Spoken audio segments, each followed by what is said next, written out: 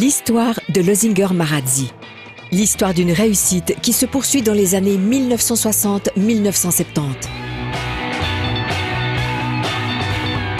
Avec le système de précontrainte Losinger VSL, Losinger devient l'une des plus grandes entreprises mondiales spécialisées dans la technique du béton précontraint. Des succursales VSL sont créées en Allemagne, en France, en Angleterre, en Norvège, à Singapour, au Brésil, à Hong Kong, en Malaisie et en Indonésie. Plus tard également en Corée et en Thaïlande.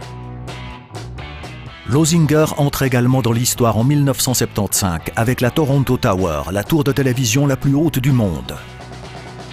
Événement marquant pour Losinger dans les années 1970, la construction du viaduc de Felsenau à Berne. La réalisation d'un gratte-ciel à Bettlar est un jalon important, tant dans la conception que par l'aspect technique.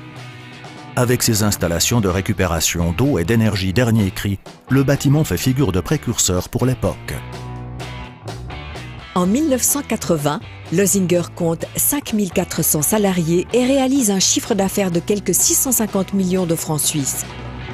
Les commandes émanant de l'Office fédéral des constructions aboutissent entre 1986 et 1995 à des projets dans le monde entier, comme par exemple à La Havane, Alger, Moscou, Pékin, Helsinki, New Delhi et Nairobi.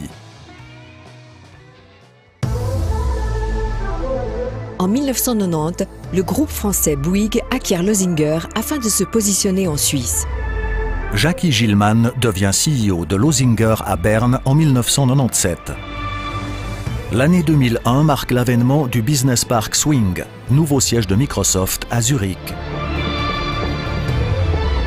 En 2006, Losinger Construction rachète Marazzi Holding. Cette fusion est l'occasion d'importantes synergies. En effet, les deux sociétés basent la réalisation de leurs projets sur l'innovation, le professionnalisme, la fiabilité et le respect. Le Stade de Suisse à Berne, un complexe architectural multifonction. Le mariage d'un stade de football avec des espaces réservés au commerce et aux prestataires de services. En 2010, le campus de l'EPFL ainsi qu'une bibliothèque du futur ouvrent leurs portes. Le Rolex Learning Center à Lausanne. En 2011, nouvelle réalisation de prestige, le gratte-ciel le plus haut de Suisse, la Prime Tower à Zurich. 2012 voit le lancement du travail avec le BIM, Building Information Modeling.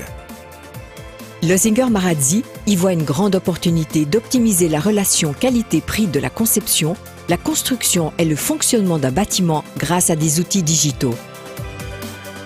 2013, la fondation Jan Michalski pour l'écriture et la littérature est inaugurée. Une architecture originale, la Canopée.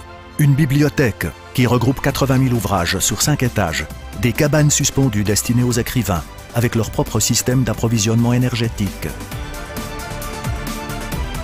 À partir de 2014, Losinger Marazzi emporte les suffrages avec Eikenot, le premier quartier écologique de l'ouest de la Suisse, avec 21 bâtiments. Le quartier visionnaire Herionmat Ouest à Bâle, avec son application de quartier dédiée. Un campus pour les sciences et technologies biologiques avec plus de 3500 places de travail.